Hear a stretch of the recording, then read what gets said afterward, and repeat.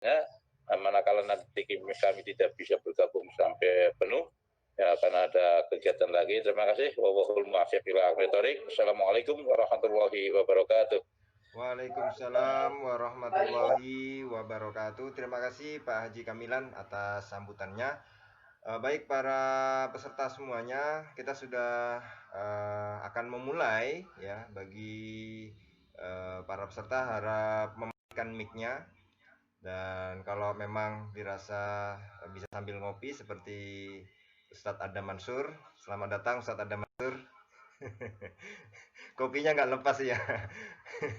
Oke, langsung saja kepada Mas Ilham. Monggo, kita beri waktu 20 menit. Habis itu nanti kita banyakin sesi tanya jawabnya.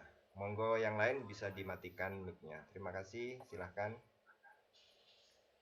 Oke, makasih Mas Jehan.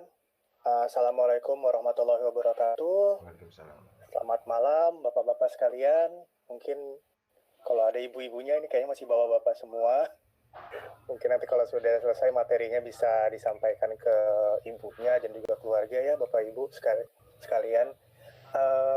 Saya tuh baru dihubungi Jehan tuh kemarin untuk menyampaikan materi ini. Jadi saya pikir mungkin nanti kita bakal lebih banyak sharingnya aja, karena saya juga sebagai koordinator HIMSI Kota Bontang juga ingin mengetahui nih kondisi dari masyarakat, khususnya di kalangan Bapak Ibu, seperti apa sih sekarang kondisinya, apakah benar stres, atau mungkin malah ada yang senang, karena dengan kondisi pandemi sekarang, kesibukan juga mungkin ada yang secara kantor bisa lebih dikurangi, malah jadi lebih baik, karena ada loh yang seperti itu menurut cerita teman-teman saya. Dan juga nggak enak ya, kesannya kayak saya ngajarin sementara bapak-bapak di sini kayaknya lebih senior dari saya. Mungkin itulah, mungkin lebih sharing pengalaman aja. Nanti mungkin dari saya ada sedikit beberapa hal teoritis dan juga hasil pengamatan kami sendiri di HIMSI tentang fenomena masyarakat dalam menyikapi pandemi COVID-19 ini, yang mudah-mudahan bisa jadi pelajaran kita bersama semuanya. Kalau ada masukan silakan, kalau ada pertanyaan mungkin bisa lewat chatting atau melalui Mas Jihan. Kalau nanti sempat dijawab, saya akan jawab. Mungkin bisa ada pendapat lain Bapak sekalian juga silakan Bapak Ibu ada pendapat terkait hal tersebut, karena yang namanya stres Bapak Ibu sekalian atau dalam menghadapi tantangan kehidupan sehari-hari itu tuh tidak selalu bisa digeneralisir. Jadi bukan berarti satu cara akan efektif digunakan oleh satu orang dan juga akan bisa berhasil juga oleh orang yang lain, karena kan pribadi orang kan berbeda-beda Bapak Ibu sekalian. Nah, sekarang di sini kita samakan persepsi dulu. Tadi Pak Kamilan bilang stres bergantung keimanan, terus juga jangan stres-stres. Sebenarnya ya Bapak Ibu, hampir tidak mungkin dalam kehidupan kita dari lahir sampai nanti meninggal itu nggak ketemu stres. Dan stres sebenarnya punya efek positif juga. Ketika kita mengalami stres, artinya kita masih sadar. Kita masih sadar terhadap kehidupan kita sekarang. Kita masih sadar terhadap tantangan yang mau kita hadapi, sehingga kita merasa, oh, apakah saya sanggup atau enggak ya? Nah, inilah stres ini terjadi ketika kita mulai mempersepsi tantangan yang ada di depan kita. Ketika kita merasa tidak cukup kuat, tidak cukup modal untuk menghadapi itu, itulah stresnya datang. Stresnya datang dalam bentuk apa? Yang bisa dirasakan mungkin pikiran kusut, terasa banyak yang harus dipikirkan, terus juga perut mual. Biasanya banyak di kondisi fisik, karena ya memang kalau menurut prosesnya, stres itu ya memang pada akhirnya bisa menjadi penyebab kondisi fisik maupun akibatnya akhir-akhirnya nanti berujung-ujung ke kondisi fisik juga gitu. Karena yang namanya stres itu ya mungkin bisa dirasakan ya, jantung berdebar-debar, nafas tidak lancar, atau juga ada yang bilang juga kondisi hormon sebenarnya bisa mempengaruhi sehingga munculnya stres tersebut. Seperti itu. Saya ada bahan ini mungkin untuk kita mengarahkan aja ya Bapak Ibu sekalian.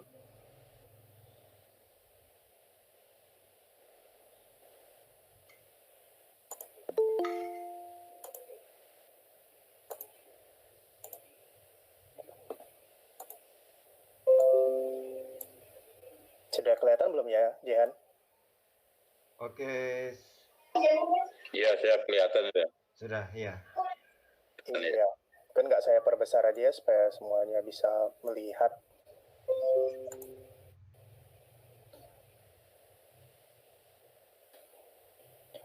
Oke, ini tadi lah yang saya sempat obrolin juga, yang namanya stres. Ini kita ngomongin stres emosional ya, karena ada stres juga berupa stres fisik. Jadi muncul ketika individu mempersepsi, memandang bahwa dirinya memiliki kemampuan yang rendah atau belum cukup untuk menghadapi suatu hal secara efektif.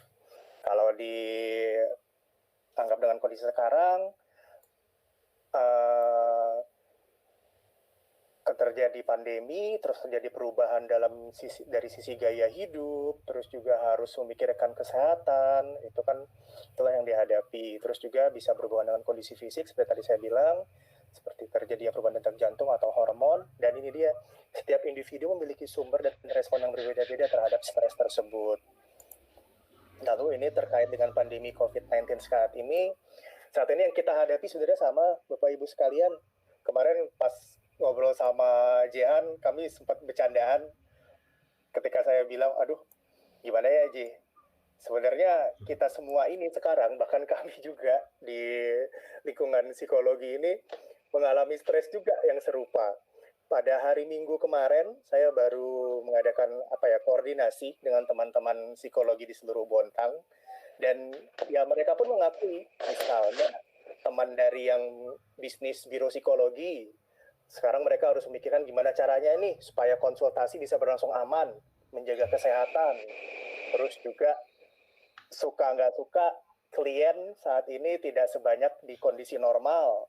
Seperti itu. Belum lagi yang ibu-ibu terutama nih yang harus mengawasi anak-anaknya belajar di rumah. Sementara anaknya sendiri juga sudah muak kayaknya berada di rumah. Sehingga konsentrasinya mungkin terganggu, terus mengerjakan PR-nya juga jadi males, gurunya pun saya yakin bingung juga karena tidak semuanya siap dengan, mungkin sebelumnya sudah pernah ya di woro-woro tahun-tahun sebelumnya siap-siap nanti kita akan ada era di mana kita tuh memanfaatkan teknologi untuk pembelajaran jarak jauh dan segala macam. Tiba-tiba dalam waktu kurang dari beberapa bulan mereka semua harus menguasai itu. Mungkin untuk guru-guru yang masih muda, yang masih doyan ngulik, senanglah dikasih tantangan seperti itu. Yang sudah berumur, yang sudah terbiasa dengan sistem mengajar manual sehari-hari, itu ya terjadi kebingungan juga. Mereka harus belum menguasai teknologi ini dengan cepat. Akhirnya beberapa kali di awal-awal tuh saya dan istri itu sempat bahkan berkomentar, kayaknya ibu gurunya anak kami ini perlu kita bantu deh, karena bikin Google Form-nya banyak yang error gitu kan, banyak yang salah seperti itu. Nah, terus juga karantina isolasi mandiri ini sendiri juga menyebabkan perasaan kesendirian, perasaan tidak aman, yang bisa meningkatkan stres tadi itu sendiri. Sementara untuk di Bontang sendiri ya, di luar dari kondisinya saat ini nih, yang ternyata sudah terjadi peningkatan. Sisi positifnya peningkatan itu, Bapak Ibu sekalian, adalah hal yang wajar karena testing baru dilakukan secara besar-besaran, terutama di lingkungan perusahaan. Tapi di sisi lain ya kita akhirnya juga harus meningkatkan kewaspadaan dan terus menerapkan protokol kesehatan yang sudah disarankan untuk menjaga tidak hanya diri kita sendiri, tapi juga orang-orang sekitar kita. Nah, ini kondisi stres individu di kala pandemi dapat menyebabkan rasa takut dan kekhawatiran akan kesehatan pribadi dan orang terdekat, situasi finansial dan pekerjaan, serta kehilangan berbagai macam kemudahan hidup yang biasanya dirasakan.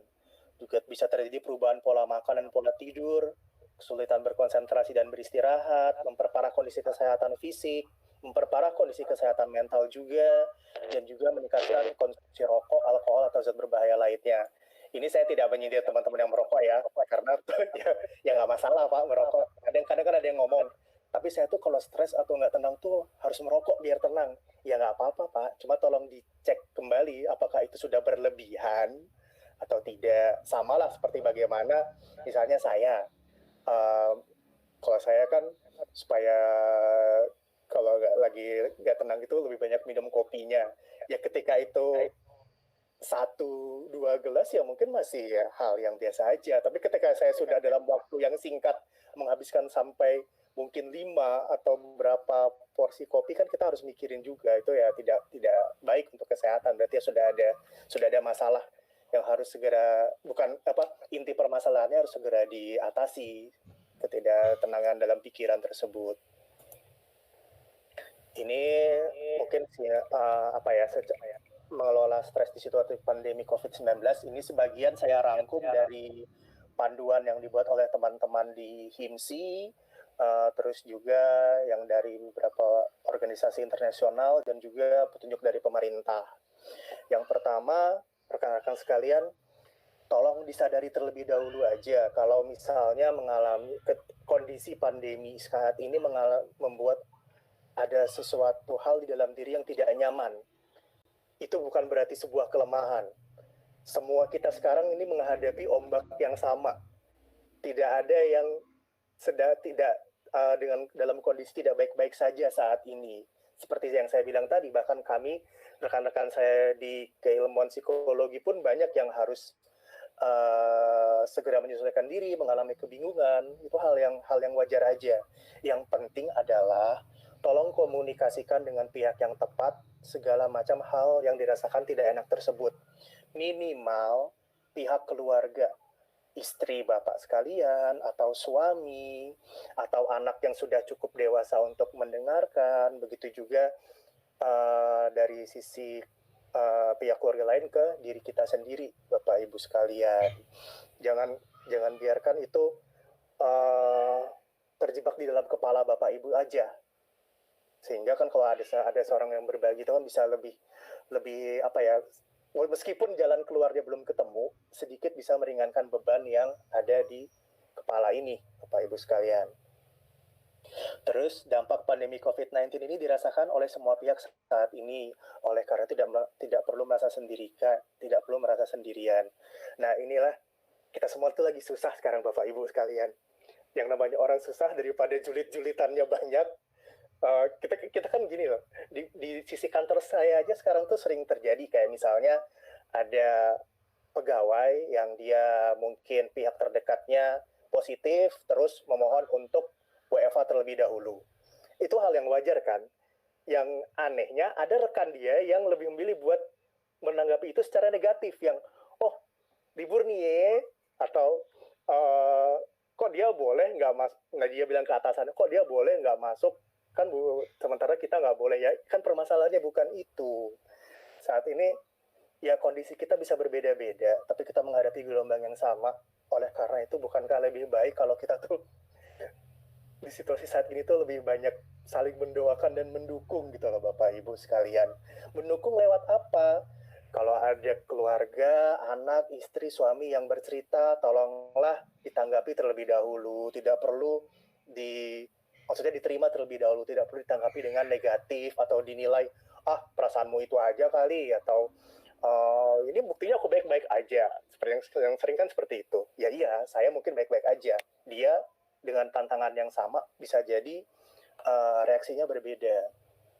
Terus di tingkat keluarga maupun tingkat masyarakat, saat ini kondisi ekonomi bakalan stagnan atau bahkan mungkin mundur. Cara untuk menanganinya jangka pendeknya saya pikir mungkin silakan nanti bisa berbagi adalah dengan mengidentifikasi dulu rekan-rekan kita yang kesulitan siapa aja sih. Mungkin kita bisa berbagi makanan, mungkin kita bisa berbagi rezeki dengan mereka.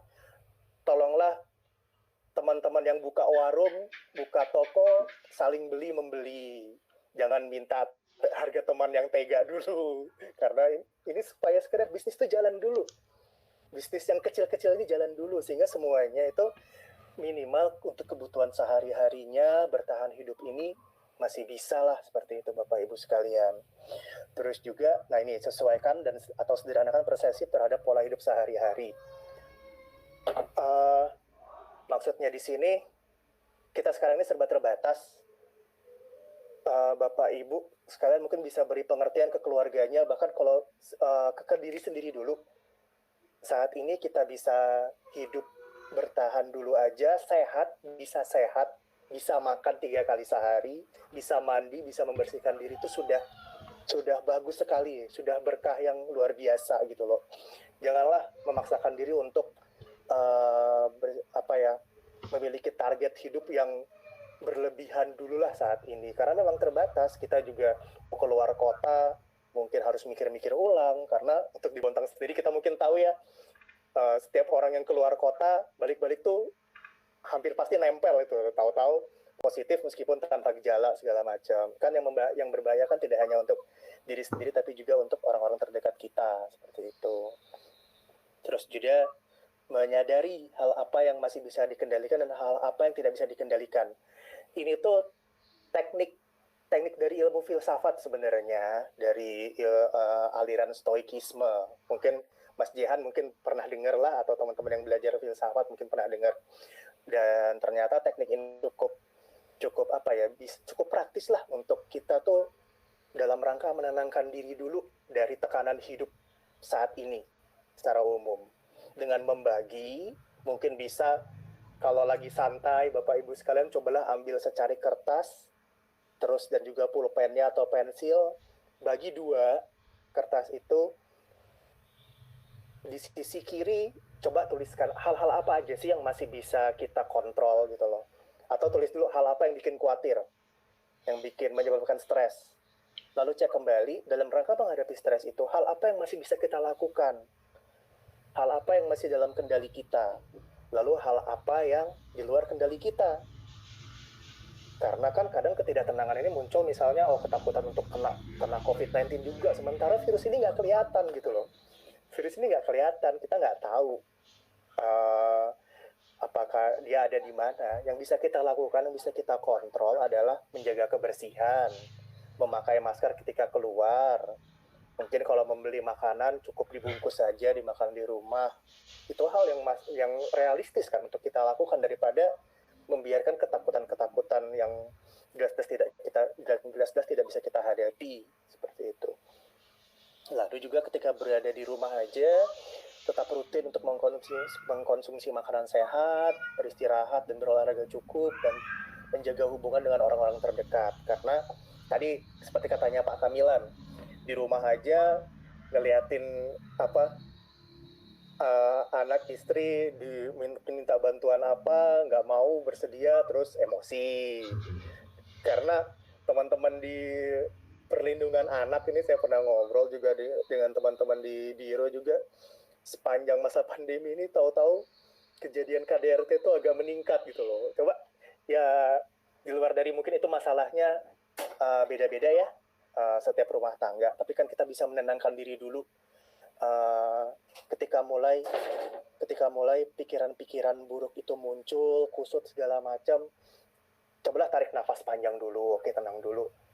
Mungkin orang-orang rumah ini juga sedang pusing juga. Pelan-pelanlah dulu memberitahu mereka jika membutuhkan sesuatu. Biasanya mungkin terus terang saya melihat istri saya sendiri, misalnya selama anak ini sekolah, kesibukan dia tuh kayak jadinya non-stop. Cobalah kalau misalnya bisa dibantu dulu dengan kegiatan rumah tangga itu. Minimal seperti ketika dia sedang mengurusi anak yang satu, kita urusi anak yang lainnya, gitu kan. Bantui memandikan anak atau mencuci piring. Sehingga beban tuh nggak terpusat di satu pihak aja di dalam rumah tangga itu. Terus ini ada latihan pernafasan untuk relaksasi mandiri. Di YouTube banyak contoh-contohnya. Saya juga nanti akan ada animasi yang mungkin bisa saya bagikan ya. Mungkin nanti lewat Mas Jihan bisa disebar juga ke rekan-rekan sekalian. Itu animasi untuk mengajarkan bernafas secara teratur gitu Bapak Ibu sekalian. Karena dalam kondisi stres yang sering terjadi kan, tanpa kita sadari nafas itu terhambat, malah jadi cepat atau tersengal-sengal. Sebagai akibatnya pikiran tidak tenang, karena jelas aliran oksigen terganggu untuk ke otak itu, akhirnya mengambil keputusan yang salah atau jadi emosional. Nah, ketika mulai muncul tuh tanda-tanda, oh saya ini sedang nggak baik-baik aja nih, kusut nih pikiran. Cobalah untuk berhenti dulu sejenak. Apa yang mau dilakukan atau yang sedang dilakukan itu, atur nafas terlebih dahulu, rekan-rekan sekalian. Terus ada membuat jurnal harian. Tadi Pak Kamilan juga bilang terlalu banyak berfilsafat jadi gila. Mungkin jadi gila itu karena di kepala aja Bapak Ibu sekalian. Kita tuh pastinya punya banyak pemikiran, punya banyak kekhawatiran, punya banyak pertanyaan yang itu kita biarkan di kepala kita sendiri. Cobalah itu mulai dituliskan Bapak Ibu sekalian. Dituliskan di atas kertas dengan alat tulis. Karena efeknya berbeda dengan jika itu diketik di keyboard.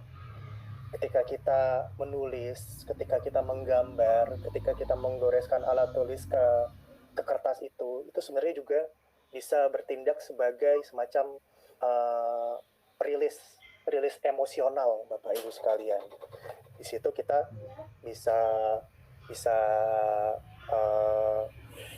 lebih tenang karena tidak membiarkan pikiran itu mengendap di kepala, dan juga hasilnya nanti ketika sudah selesai kita bisa mengamati kembali. Misalnya kita menulis tentang kekhawatiran kita hari ini, kita bisa mengeceknya kembali, apakah itu kekhawatiran yang nyata atau sekedar di kepala kita aja gitu. Itu juga kita bisa diskusikan dengan orang yang kita percaya, yang kita dekat. Jadi benar nggak sih apa yang saya rasakan ini, menurut kamu seperti apa? Siapa tahu ada opini lain dari orang-orang terdekat kita, sehingga bisa lebih solutif gitu ya. Saya tidak membiarkan itu ada di pikiran saja. Nah ini saat ini juga aliran informasi itu begitu deras, terutama melalui media sosial. Ada saatnya juga kita kayaknya perlu mengurangi ini loh. Informasi hanya bisa kita percaya jika itu keluar dari rekan-rekan kita tenaga kesehatan yang turun langsung dan juga pihak pemerintah.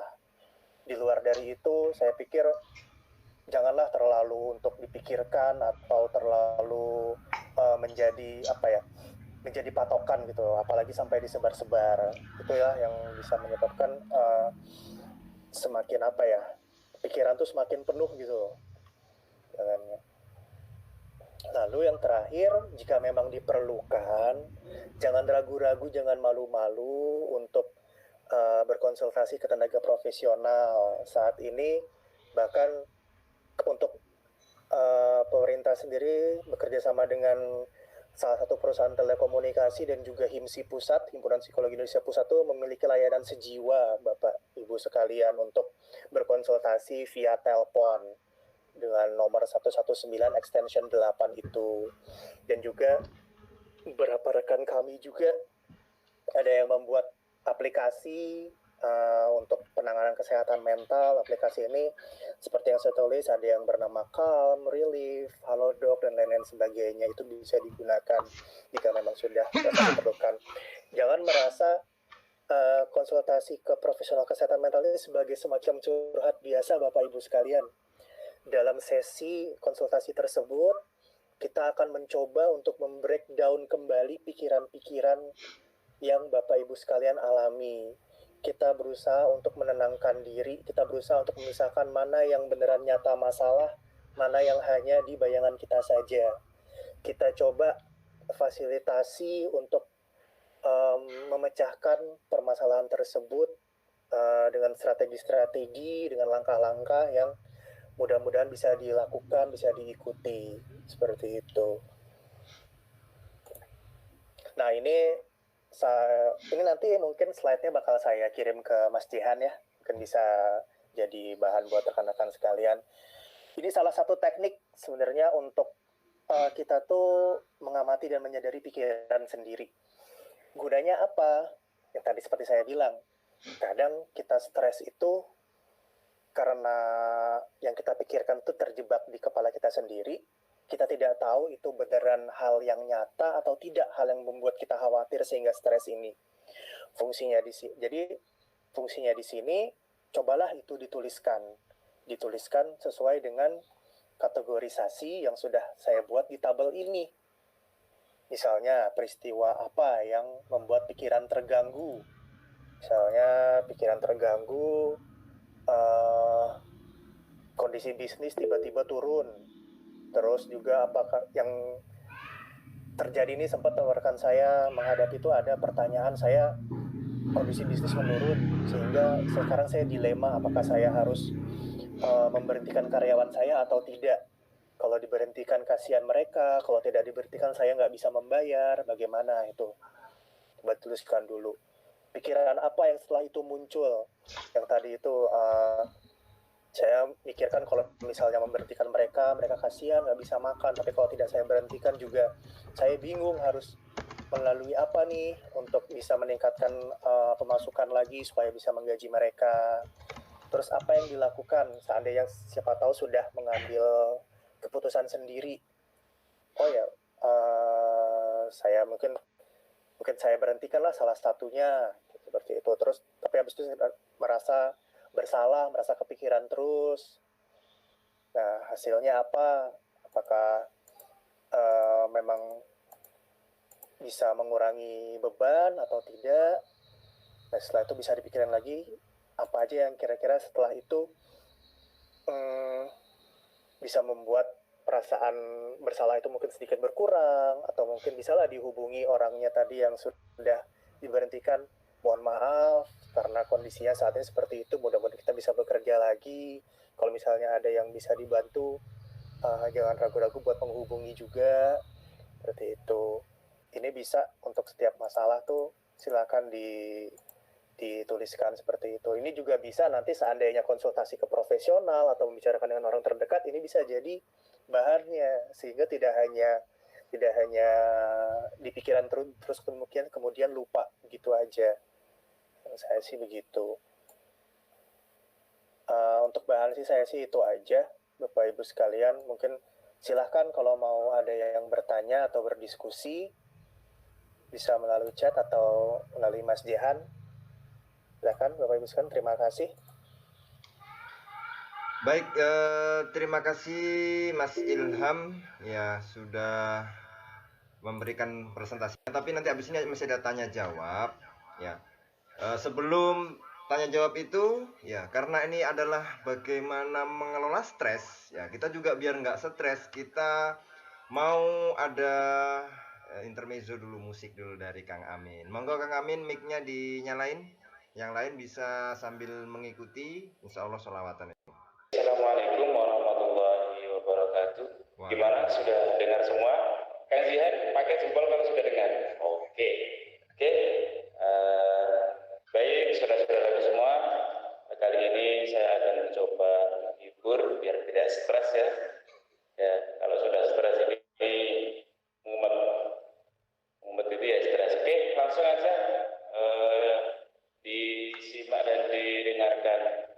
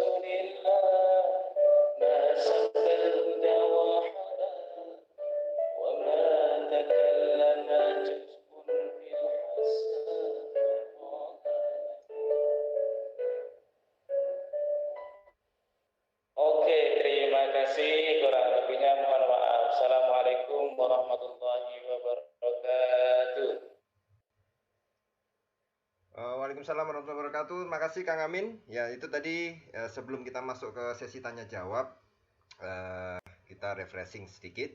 Nah, jadi tadi Mas Ilham sudah memberikan beberapa poin ya. Sebenarnya bisa saya tangkap itu bagaimana kita bisa saling menguatkan. Ya, suami istri jangan langsung keburu emosi dulu karena kita tidak pernah menghadapi situasi ini sebelumnya. Kenapa webinar ini dibuat? Karena sebenarnya banyak yang mengeluh sebenarnya.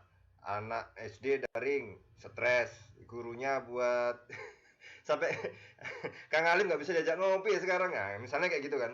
Itu setiap malam buat presentasi persiapan besoknya untuk pelajaran daring, gurunya stres, orang tuanya juga harus ngawasi stres, HP-nya dipakai anaknya nggak bisa buat kerja stres, dan beberapa tekanan-tekanan lain yang mungkin di karyawan, kemudian di pegawai dan lain sebagainya yang itu memang rentan sekali. Dan tadi Mas Ilham sudah menjabarkan itu kira-kira ada kiat-kiatnya. Nah, beliau juga mengatakan bisa sehat, makan 3 kali sehari dan bisa melakukan aktivitas yang misalnya menurut kita ini sudah fun aja itu sudah bagus sekali. Nah, ada beberapa teknik tadi, salah satunya dengan membuat jurnal harian. Dan mungkin banyak yang belum tahu, kalau untuk konsultasi psikologi bisa nomor 119 extension 8 atau aplikasi KALM atau RILIV atau Halodoc dan lain sebagainya. Nanti bisa konsultasi ke Mas Ilham. Tapi intinya adalah bagaimana agar di kala pandemi, di era pandemi sekarang itu beberapa hal yang memang harus kita lebih bertoleransi, terutama kepada teman kantor atau pasangan kita atau kepada anak-anak yang itu mungkin berbeda dengan situasi normal pada umumnya. Nah, kira-kira seperti itu ya. Tapi mungkin ada para peserta yang pengen mengkonsultasikan, itu bisa ditanyakan di mic-nya dinyalakan. Nah, itu mungkin teman-teman kalau ada mau konsultasi silakan dinyalakan mic-nya, perkenalan, dan bisa ditanyakan langsung ke narasumber kita, yaitu Pak Ilham Syah Metarani. Monggo.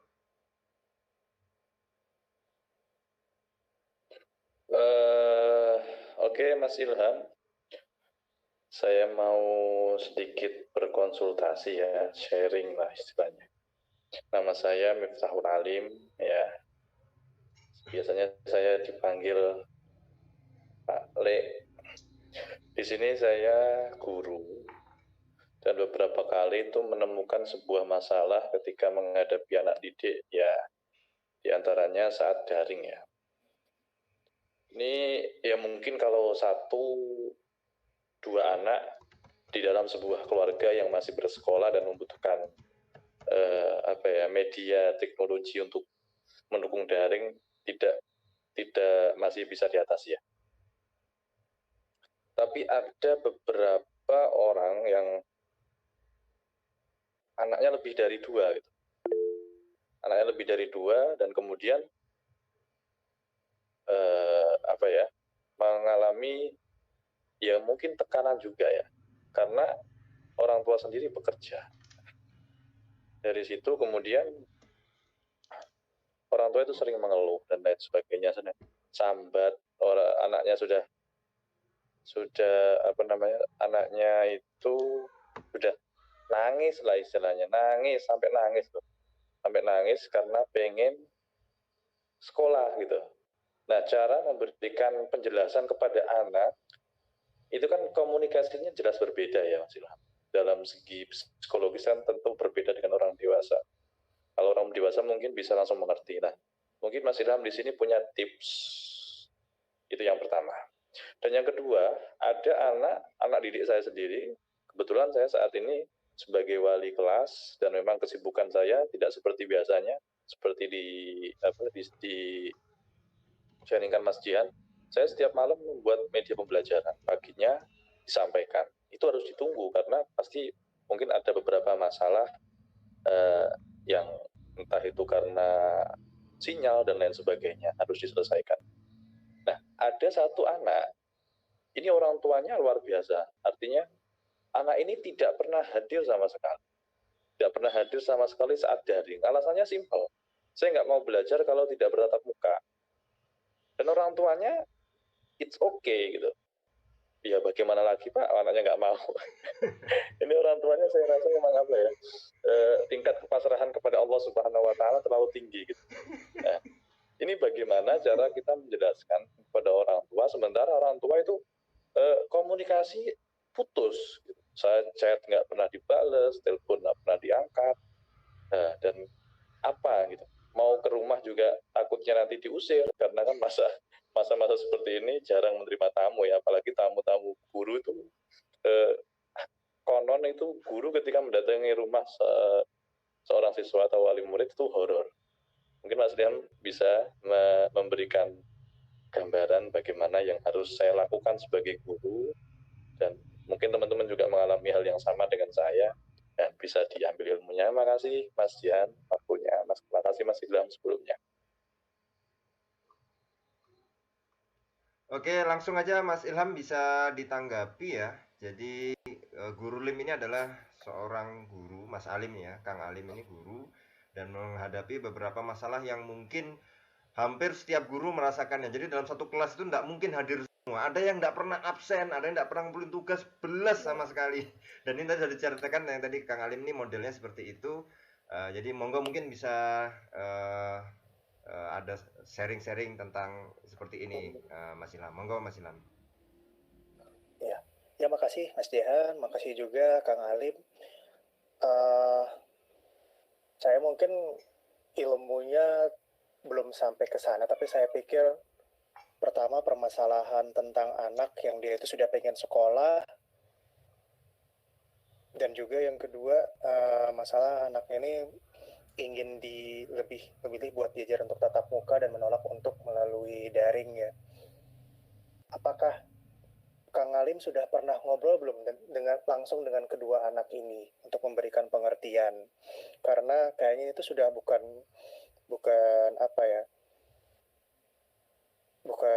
itu sudah masalah kedekatan antara si anak ini dengan yang mengajar gitu loh. Kalau saya lihat kepada anak yang sudah pengen sekolah ini, mungkin seandainya bisa dihubungi langsung, anaknya yang langsung berbicara gitu, daripada orang tuanya bisa disampaikan, mohon maaf nak, Pak Guru pun saat ini sebenarnya ingin sekali loh mengajar langsung. Kangen juga dengan kalian semua. Tapi sekarang demi kebaikan kita bersama, demi kesehatan kita bersama, mungkin kita bertemunya melalui sarana komunikasi ini dulu lewat telepon dan juga lewat pembelajaran daring tersebut.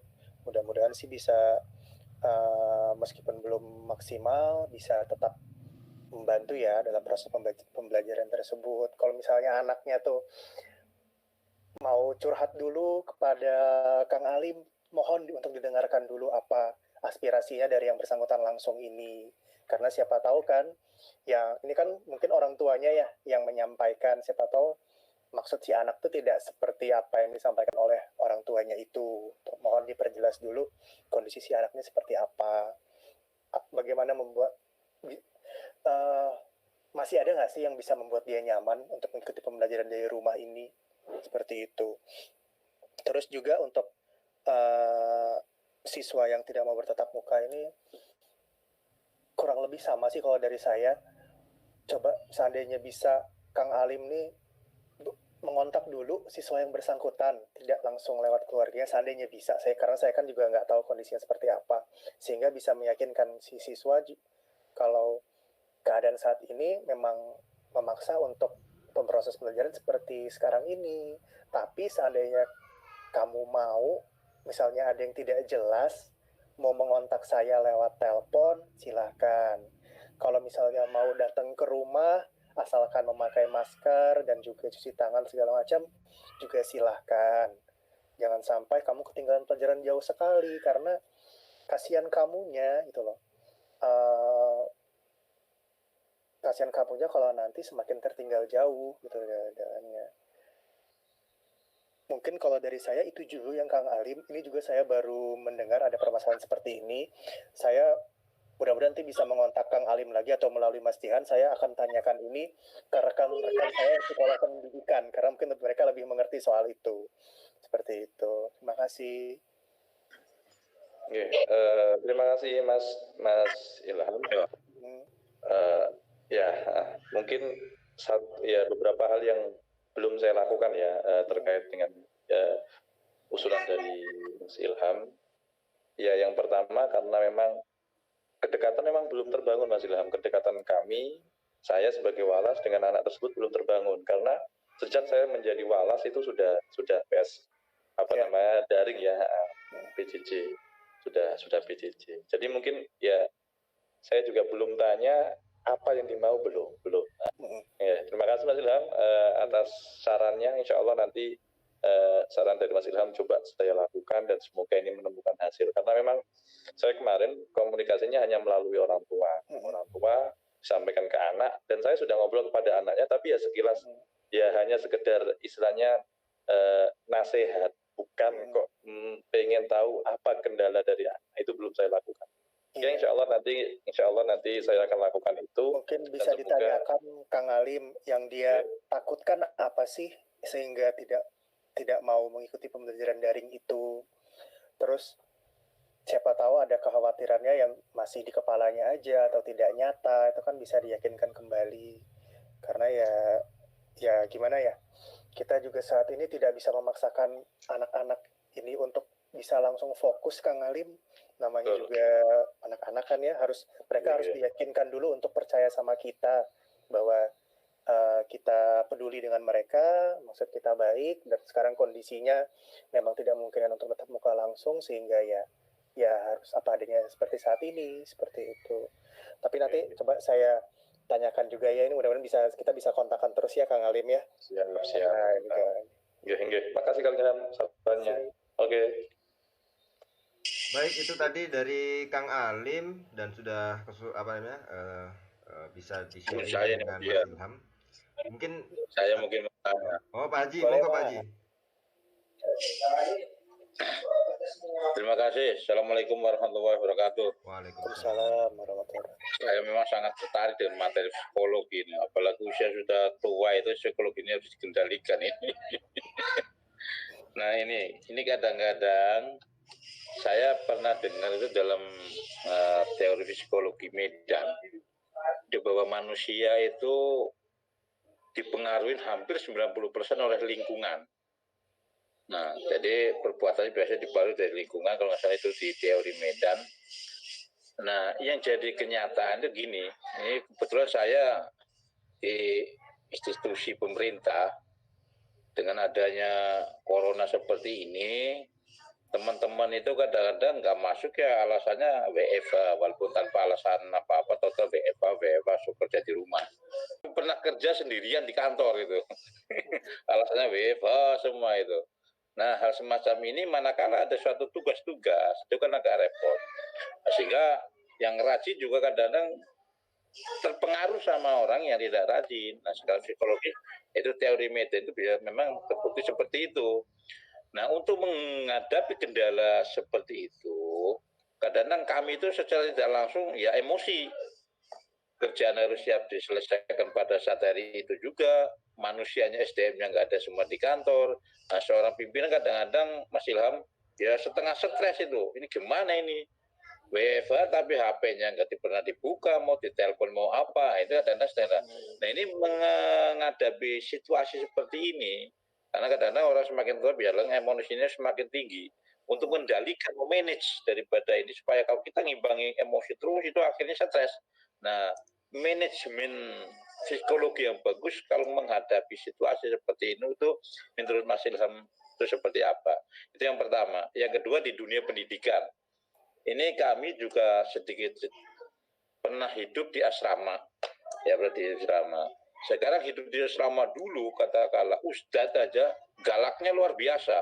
Teori seperti ini untuk mendidik suatu fisik sebenarnya itu begitu keluar itu kadang-kadang santri atau siswanya itu lebih matang ya secara psikologi itu lebih matang untuk menghadapi masyarakat.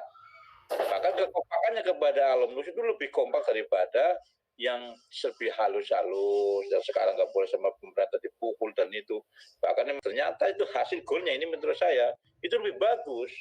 Mental, kesiapan mental di luar secara psikologis itu lebih bagus dalam menghadapi di lingkungan yang bagaimana bentuknya daripada orang yang katanya pendidikannya secara halus, secara katakanlah semua bilangnya akhlakul karimah.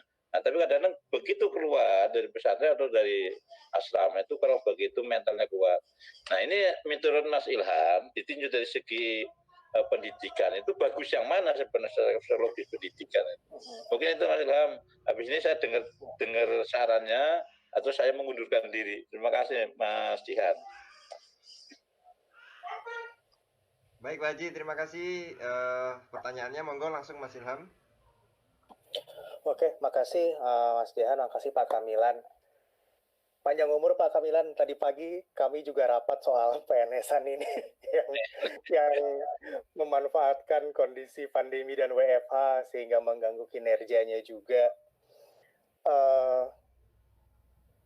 Hasil ini mungkin kalau ada teman-teman yang kerja di perusahaan bisa saling berbagi juga ya, dan juga mungkin yang wirausaha dalam manage karyawan-karyawannya. Siapa tahu kita bisa jadi masukan, saling memberi masukan juga lah antar organisasi, antar institusi. Sebenarnya soal tadi itu ada komentar yang menarik dari salah satu peserta rapat. Kita di kondisi pandemi saat ini tuh tidak bisa mengandalkan atau melihat kinerja tuh dari absensi orangnya ada di kantor sebenarnya. Tapi dari persentase berapa yang sudah dia kerjakan, yang sudah dia hasilkan pada tempo waktu tertentu. Yang benarnya harusnya seperti itu, dan saya pikir itu sebenarnya ya benar juga. Oleh karena itu Pak Kamilan, mohon dicek dulu. Kita kan sebenarnya sudah punya perencanaan di kantor tuh Pak Kamilan. Dalam waktu harian, mingguan, bulanan, tahunan tuh berapa yang harus dicapai. Pastikanlah dalam prosesnya menuju pencapaian itu, masing-masing anggota dari bawahan sampai ke staff-staffnya memang mendapatkan tugas yang nyata gitu loh. Tugas yang bisa mereka kerjakan setiap hari. Terus juga, nah yang seperti yang sudah kami sebar juga, ada pencatatannya. Ada pencatatannya itu nanti dilaporkan kepada atasannya langsungnya. Soal yang nggak bisa dikontak, aduh gimana ya? Itu coba dicek dulu. Nggak bisa dikontak tuh biasanya mereka kesulitan membagi waktunya. Justru ketika mereka di rumah, mereka jadi kesulitan membagi antara pekerjaan kantornya dan pekerjaan di rumah di situ. Jadi akhirnya rasanya sibuk, tapi ya pencapaian kerja nggak ada sebenarnya. Atau memang sudah ada permasalahan yang selama ini tidak pernah diomongkan soal hubungan kerja dengan atasannya, dengan rekan-rekannya, dengan beban kerja dia yang ada, dengan tidak ada pekerjaan sama sekali yang malah membuatnya merasa lega. Jadi malah itu jadi saran dia buat menghindari semua itu gitu loh. Itu tolong dicek dulu kondisi masing-masingnya. Tapi ya itu tadi, memang harusnya ketika akan WFH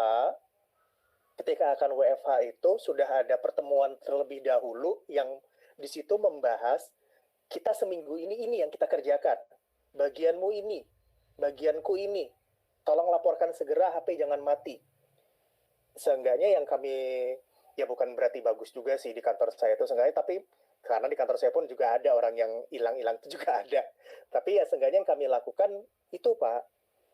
Jadinya bisa dimonitor terus.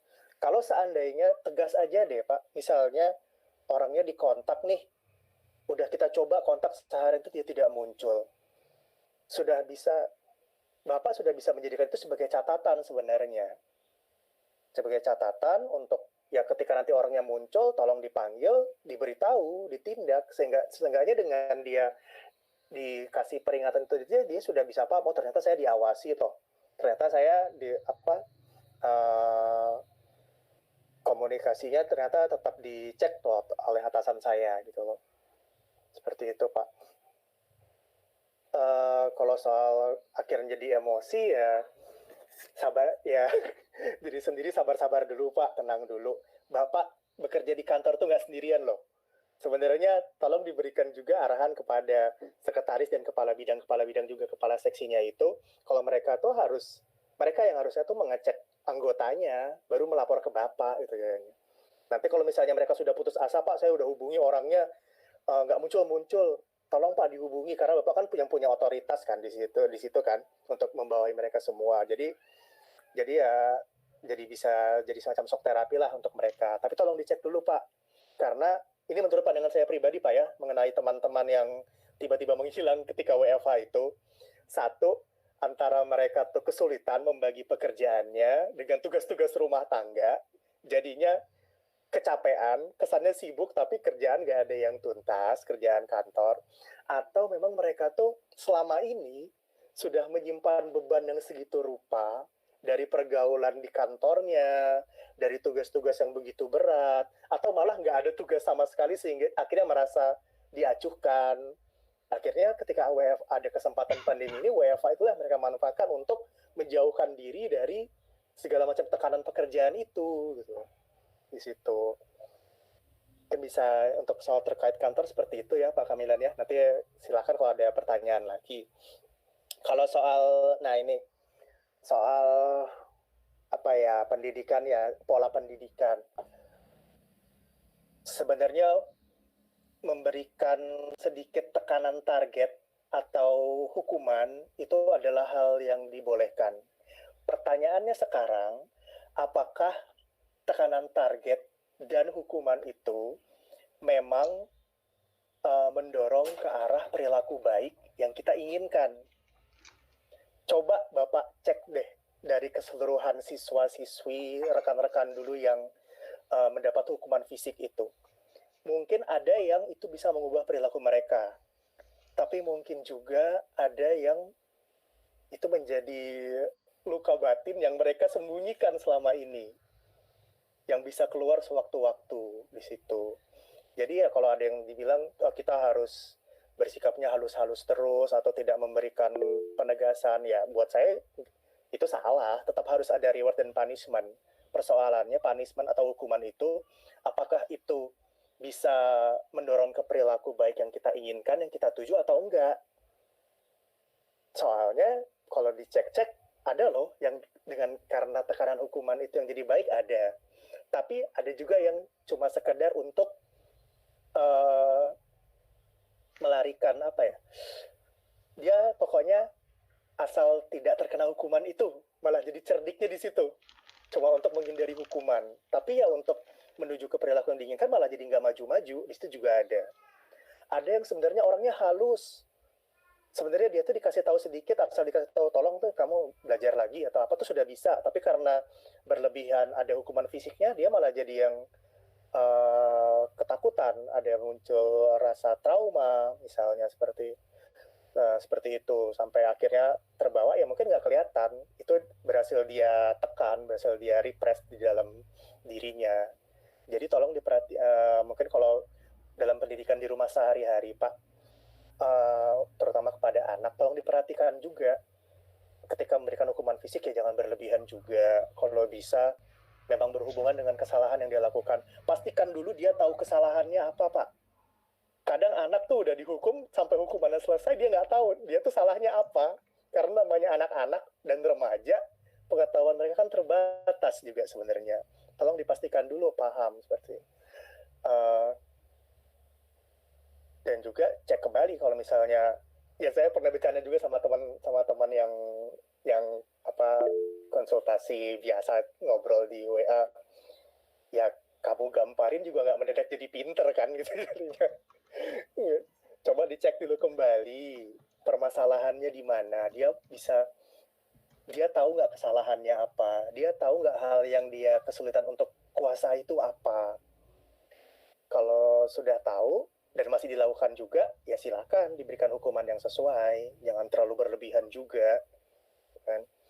Kalau misalnya belum tahu ya dikasih tahu dulu, samalah ibarat kita kayak peraturan di kantor itu Pak Kamilan, tahapan menghukum itu kan ada peringatan dulu, dikasih tahu dulu, terus peringatan tertulis dulu, barulah kalau misalnya emang bebal, hukuman yang beratnya terkait status kepegawaian diberikan gitu.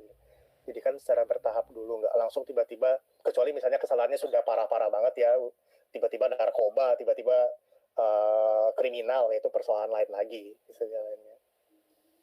Di situ. Mungkin dari saya itu dulu. Pak Kamilan ada yang mau ditanyakan kembali atau ada yang belum jelas? Terima kasih Mas Ilham atas tanggapannya.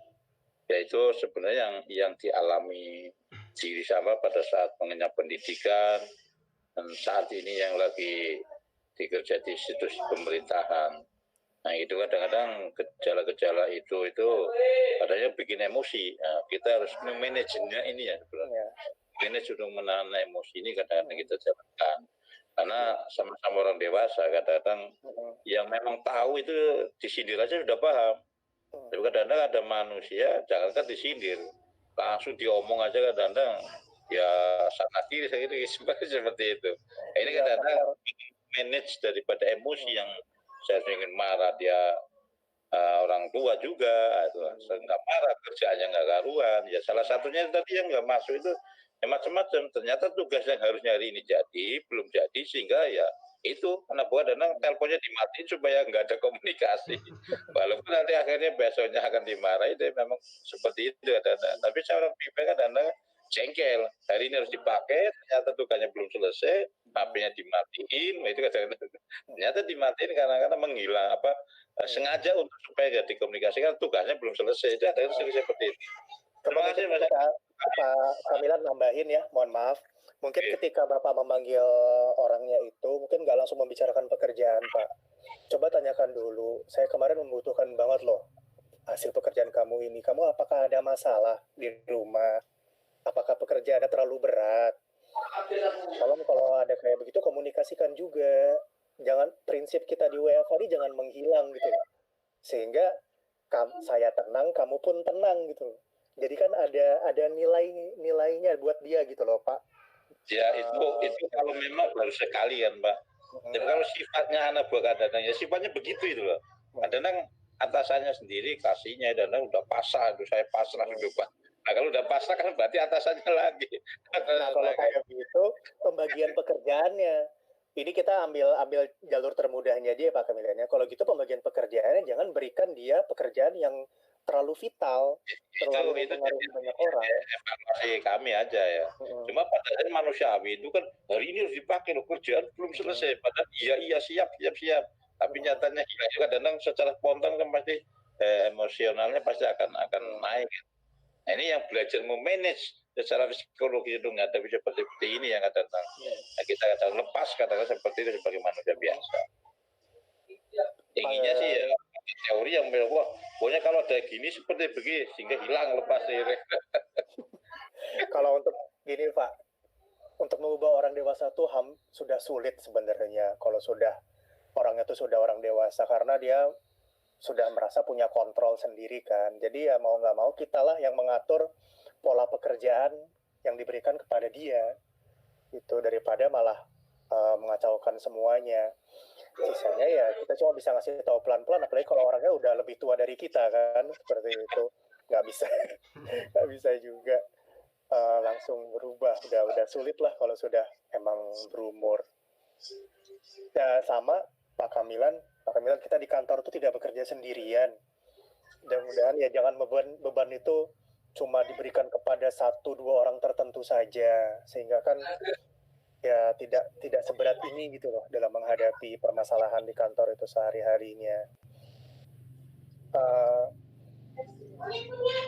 Ada pembicaraan di antara kami di kalangan psikologi itu antara bercanda sama serius.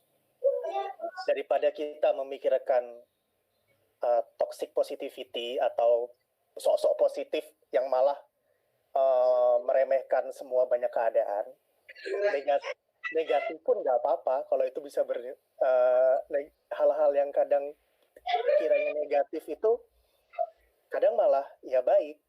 Contohnya yang sering saya rasakan nih ketika dulu menjalani pendidikan psikolog ini, diperjuangkan aja dulu, kalaupun nggak ada di bayangan kita gagal atau akhirnya tidak sesuai dengan kita harapkan, kita seenggaknya kita masih hidup ini loh. Kita masih hidup untuk bisa memperbaiki lagi nanti. Kesannya kan kayaknya kok negatif sekali sih, tapi ya hal-hal seperti itu yang bisa menenangkan kita kembali gitu loh. Dari standar tadinya yang sudah kita buat yang tidak tercapai, kita bisa menyesuaikan standar lagi ke hal yang dasar yang masih bisa kita rasakan saat ini. Mungkin nanti saya coba tulisnya lebih teratur ya, teman-teman lebih memahami. Terima kasih. Oke, terima kasih Mas Ilham.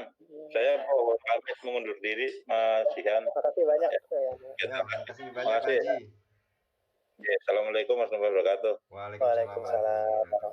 Baik, para peserta webinar sekalian, karena memang sudah kita batasi jam 8 sampai jam 9, dan beberapa pertanyaan tadi tanya jawab juga sudah, narasumber juga sudah.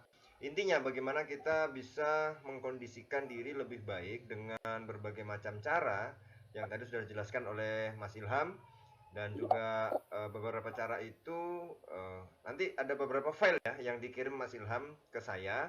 Nanti bagi teman-teman atau para peserta yang ingin file tersebut bisa WA saya, bisa menghubungi saya, nanti bisa kita share juga di grup-grup lain.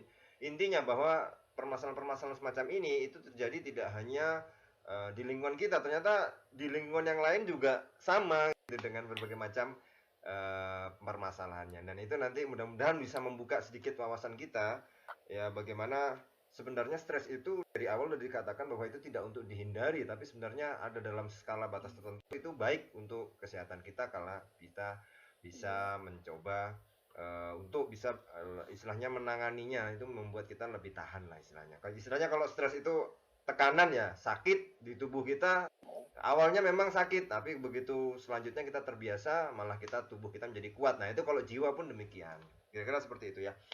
Maka sudah waktunya selesai. Saya ucapkan terima kasih kepada Mas Ilham dan kepada para peserta lainnya.